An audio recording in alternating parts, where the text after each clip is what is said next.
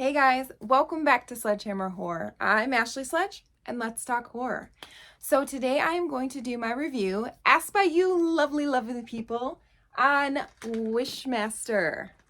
This movie, it came out in between Scream 1 and Scream 2, and Wes Craven was on it as a producer, and I felt like it gave people a higher expectation for this B-rated movie. Is it a masterpiece? No. Is it fun? Absolutely. So I bet you guys wish I would get to the positives.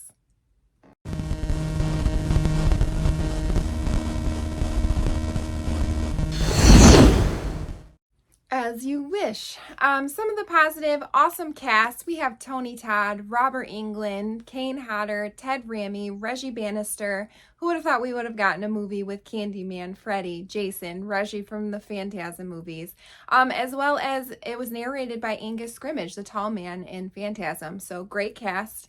We also get a little glimpse of the Pazuzu statue in Raymond's collection of statues. So I thought that was a nice little nod to The Exorcist. It doesn't really take itself too seriously. Some of the one-liners are pretty funny. The Djinn himself has his wits about him. He's kind of a mix between the Leprechaun and Freddy. As you wish. There's a good amount of gore when the cop gets his jaw ripped off. One of my all-time favorite kills is when the piano string decapitates the guy. Some of the practical effects are pretty good also, when Raymond's throwing up the monster-looking thing, or when the Djinn, he steals the man's face in the morgue, peeling it back. When the coroner sees the Djinn and then the Djinn makes him go blind. And then one of my all-time favorites is when the skeleton tears himself out of his own flesh in the beginning. I think that looks so great. It's got a pretty clever ending. I was, the whole time at the ending, I'm like, how is she going to get herself out of this? And this is what she does. I wish Mickey Torelli hadn't been drinking on the job 2 days ago. I just thought that was so clever. I was like, how is she going to get herself out of this? The Djinn, he looks really awesome. His hair moves, the way his skin looks, his nails, even down to his red and yellow pupils. Robert Kurtzman did a phenomenal job. Also, the statues that come alive and are going after Alex, I thought they looked really great. The pharmacist who gets cancer and has the sores and lesions looks so gross, but looks awesome.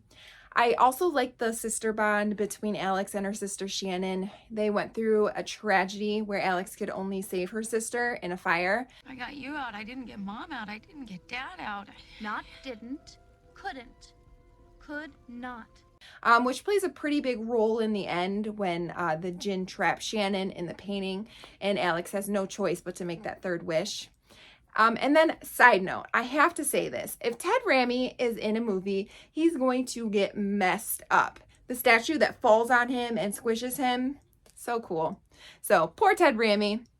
Now I'm going to get to the negatives.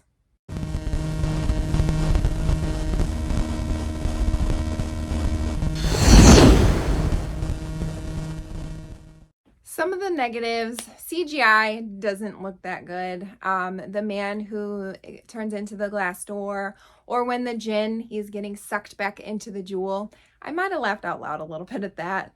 Some of the acting seems over the top and not very believable. Some of the actors just seem over animated. And when Alex is screaming or in pain, it just seems so forced. Her boss, over the top animated. I felt like Robert Englund's character was a misused character. I didn't feel like that was a great role for him. Also, some of the characters in the film were just there to get killed off. There was nothing more than just for them to get killed off. The love interest between Alex and Josh seems unnecessary. They're best friends. Why do we need that love interest there? She still would have been upset when the Djinn tricked him into not feeling pain anymore, which means he died. And then when he was able to come back, she would have still been grateful he was alive. They're best friends. They don't need that love interest. We don't need all that dating nonsense. There's also a couple of fade outs that seems kind of lazy, and it makes the transition between the scenes look cheap. Also, the dialogue at times gets really cheesy, but again, it was the 90s. We were cheesy back then. Also, I don't understand why the Djinn gave Alex an extra wish. To show him that he couldn't be killed off. He shoots himself in the head and then his brain, everything grows right back. Dude, you just screwed yourself. You gave her time to think of a way to get around all this. Why an extra wish? You get 3 wishes. Jinns give 3 wishes. Genies give 3 wishes. Seems silly. So those are my negative thoughts. I'm gonna get into some of my final thoughts.